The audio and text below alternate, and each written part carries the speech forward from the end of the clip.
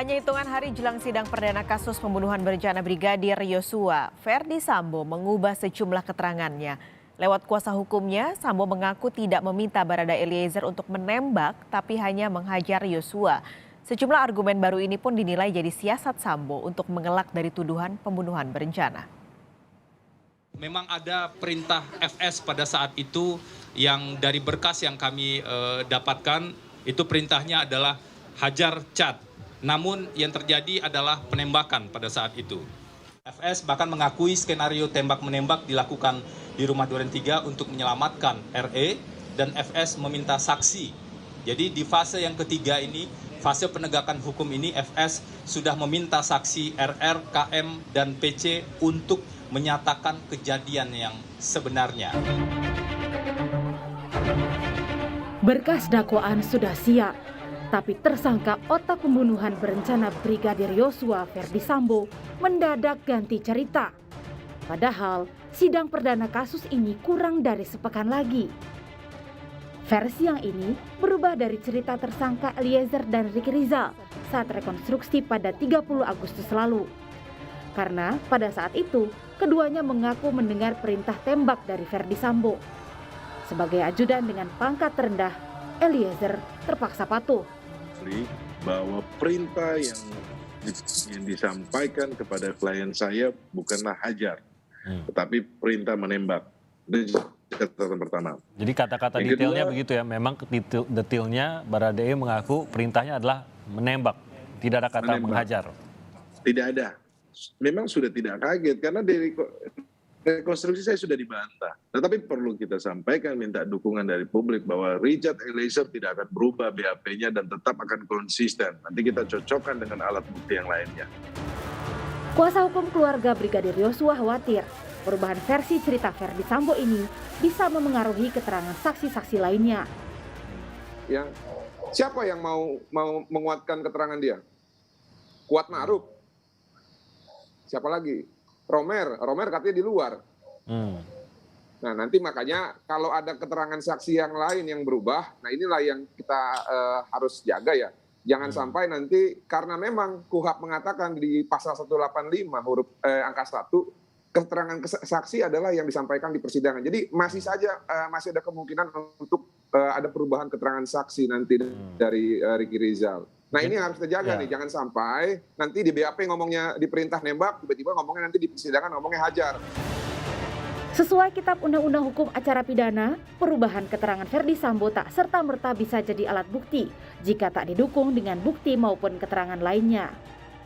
Hakim harus bisa menguak detail kejadian dari setiap saksi dan terdakwa agar bisa menyimpulkan dan memutuskan sesuai logika hukum. Keterangan terdakwa baru menjadi alat bukti apabila dibarengi dengan satu alat bukti yang lain. Artinya tidak berdiri sendiri untuk terdakwa. Ya, tentu yang lain juga akan disandingkan, tetapi secara spesifik pasal 183 itu menyebutkan bahwa keterangan terdakwa berlaku sebagai alat bukti kalau dibarengi dengan satu alat bukti yang lain. Apakah perintah menghajar itu juga disampaikan kepada orang lainnya atau saksi lain yang menolak?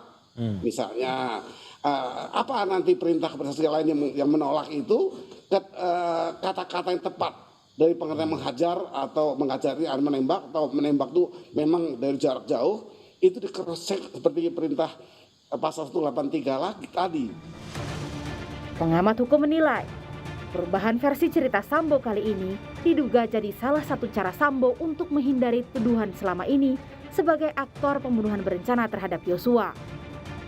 Ini kan dia ingin mengatakan motif ya, terkait dengan adanya motif apa, dan kalau kita lihat di sini dia ingin menyampaikan kalau sebenarnya Verdi Sambo itu tidak memiliki niat untuk membunuh. Tapi dilakukan pembunuhan. Nah ini justru mau menghilangkan makna di pasal 55 kebijakan dari lawyer ini ingin mengatakan bahwa Verdi Sambo tidak pernah memerintahkan untuk membunuh. Jadi dia tidak bisa diminta tanggung jawab terkait dengan pembunuhan. Larinya ke sana. Itu ini yang Apapun perubahan versi cerita Sambo, video animasi detik-detik penembakan Yosua yang dirilis Polri 31 Agustus 2022 jelas terpampang nyata kalimat yang diteriakkan Ferdi Sambo pada Richard Eliezer sesuai berita acara pemeriksaan.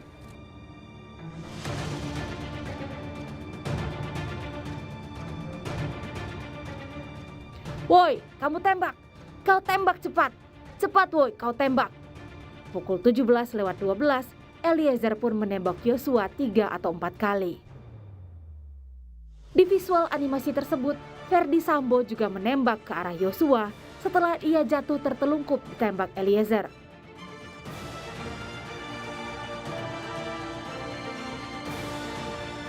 Detik berikutnya, Sambo menembak ke arah tembok dan lemari agar seolah-olah terjadi tembak-menembak. Yang mana fakta sebenarnya yang terjadi dalam kasus pembunuhan Brigadir Yosua patut ditunggu persidangan Ferdi Sambo dan Barada Eliezer yang akan digelar secara terpisah. Tim Liputan, Kompas TV.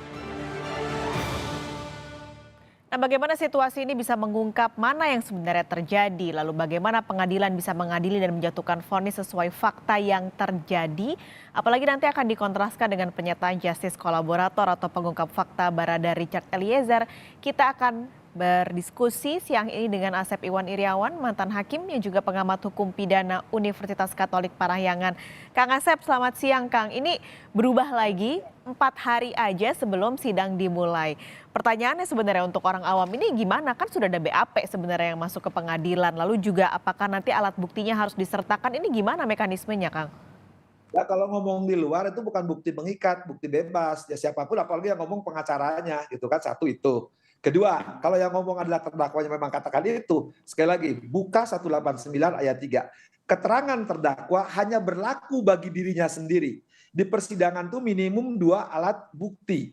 Nah alat bukti ini 185 ayat 6 harus bersesuaian dengan yang lain. Jadi kalau sekarang di luar sidang mau ngomong apapun udah nggak ada masalah, silahkan aja. Anggap aja drama seri. Kan? Nah satu itu. Kedua, kalau dia ngomong katakan benar, atau berlaku bagi dirinya sendiri, tanpa dukung alat bukti yang lain, nggak ada percuma, hakim tidak akan yakin. Katakanlah sekarang ya, dia merubah BAP. 163 mengatur perubahan BAP menjadi sekarang kata dihajar, sekali lagi harus ada alasannya. Hakim akan menanyakan, kalau enggak, dia kena saksi palsu, 174 KUHP.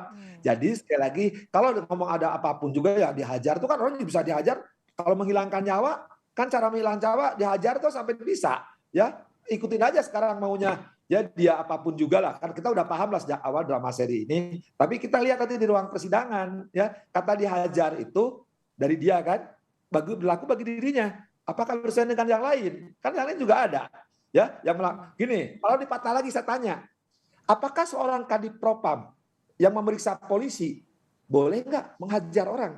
Pertanyaannya itu kan, boleh nggak? Kan nggak boleh, wong dia juga meriksa polisi-polisi yang melanggar, kok dia suruh hajar orang. Nah berarti jiwa kesatrianya, jiwa perwiranya, ya, jiwa bohongnya kelihatan, Mas, Mbak.